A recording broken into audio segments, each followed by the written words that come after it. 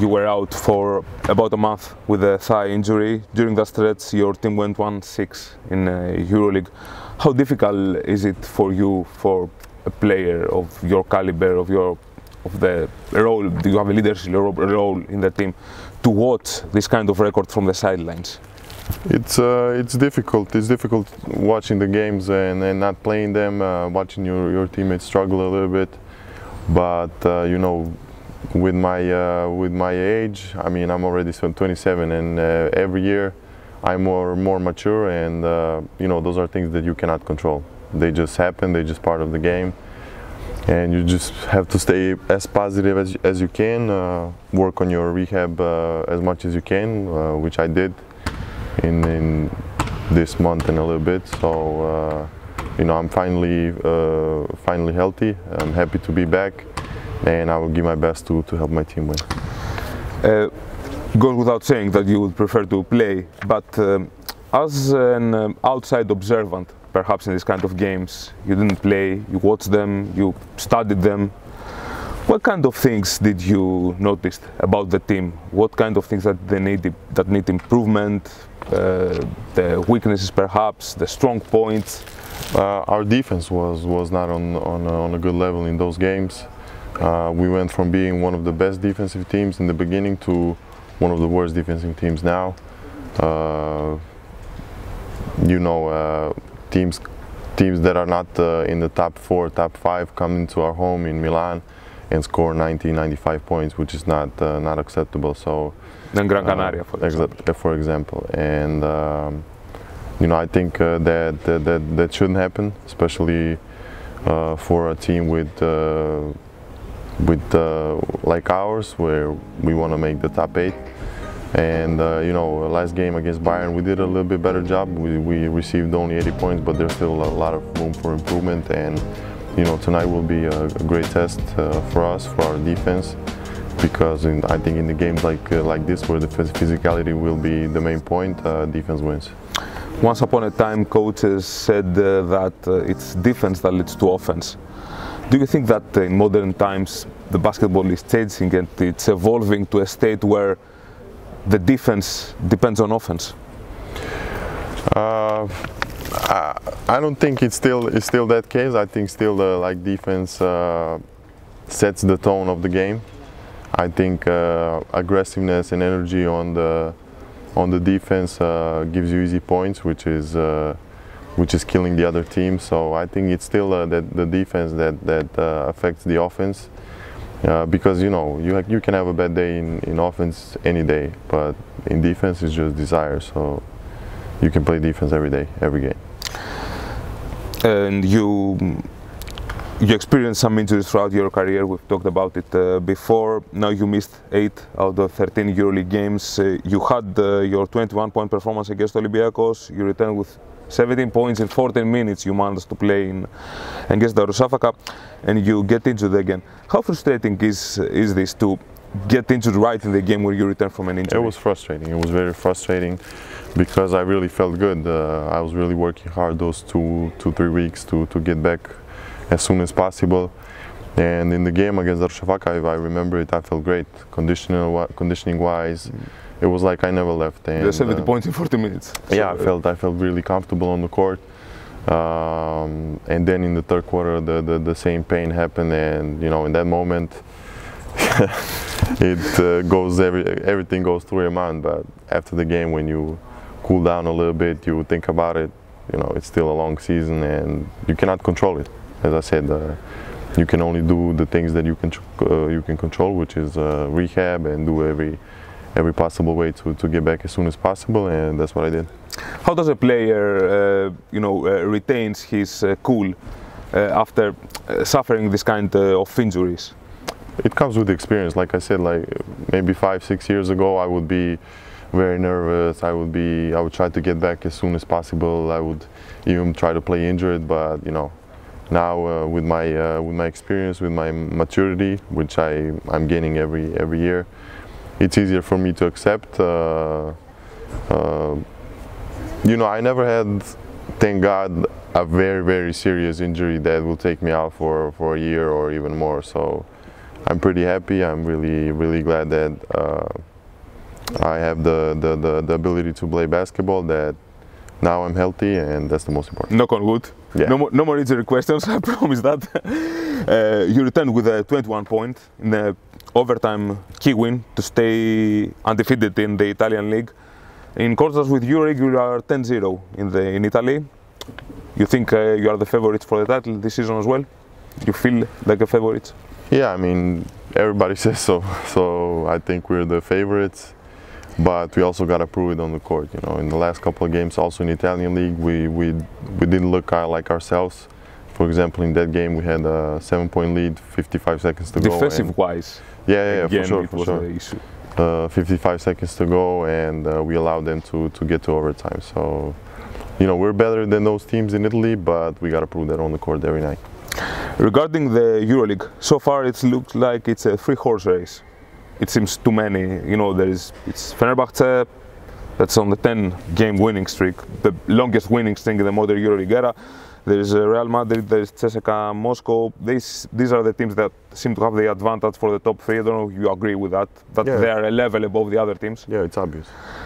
So there are, let's say, 7 teams, 8 teams, maybe 9 that will fight for the playoffs, and one of them that will fight for one team for the home court advantage. Do you feel that this is perhaps the most competitive season out with the new format? It looks like it. For example, last year with Unicaja, I was always 9th, 10th, and we never really got a chance to be 8th. So it was last year was kind of the top 8 were separating themselves little by little, but this year everything is very close. You know, we had a couple of key games that we should have won and maybe separate ourselves a little bit. We didn't. Then other teams did the same. For example, Barcelona, also Panathinaikos. Everybody had a chance to separate themselves, but you know, I guess everybody's still looking for the right rhythm. And you know, I think December, January is one of the key moments of the season, where you decide your future in Euroleague, especially with this format. And you know, every next game is crucial. This kind of pressure that teams have, and the difficulty that they sometimes have to perform, especially when there are new teams.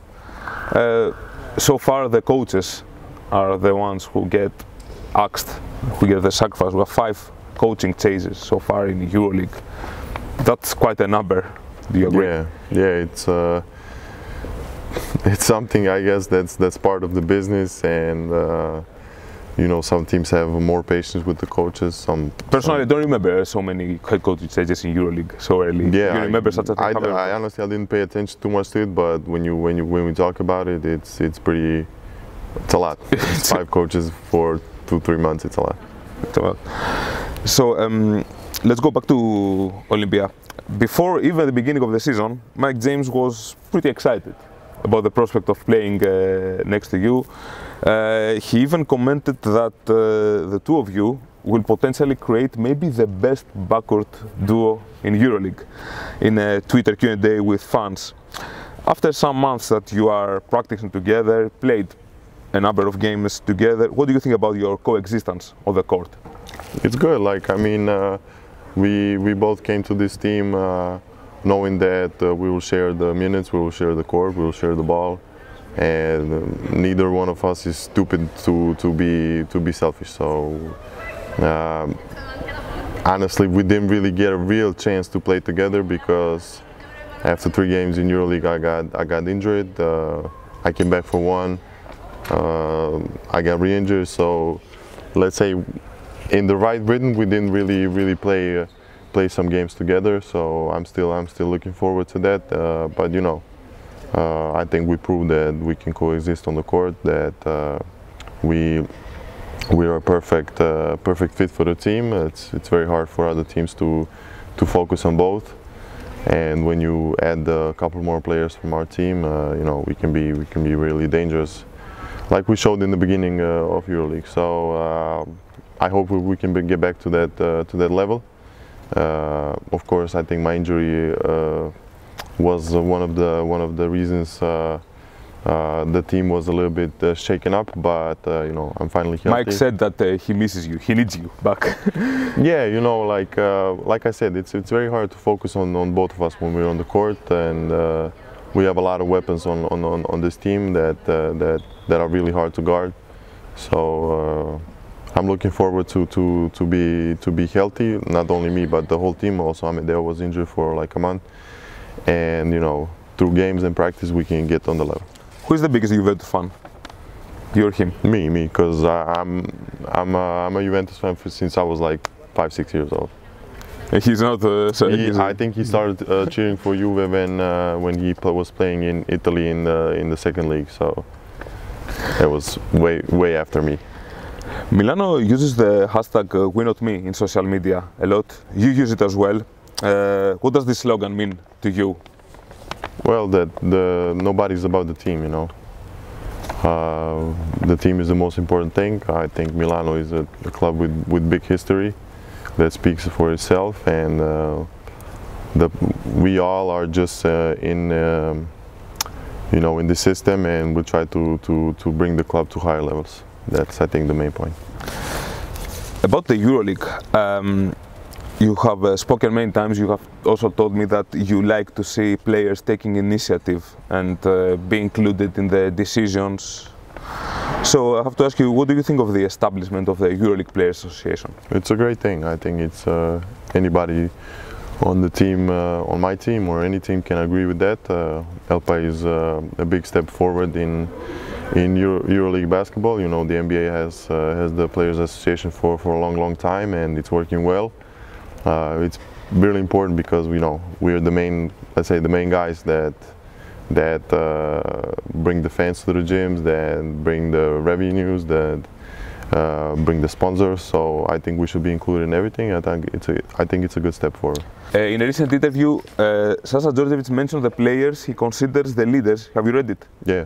Yes, he mentioned you, Bogdan Bogdanovic, Nikola Jokic, Nikola Milutinov. He mentioned, how do you feel being included and being mentioned as a leader of the new generation of the Serbian national team by the head coach? It's an honor. It's a big honor. I think we all know what Serbian basketball means to Europe. The results we made the last couple of years, and for him to say something like that it's a great motivation for me. I said a couple times, I still didn't give the national team enough. I think I have a lot more to give, and especially since you didn't play that much. Yeah, exactly. So I'm really looking forward to it.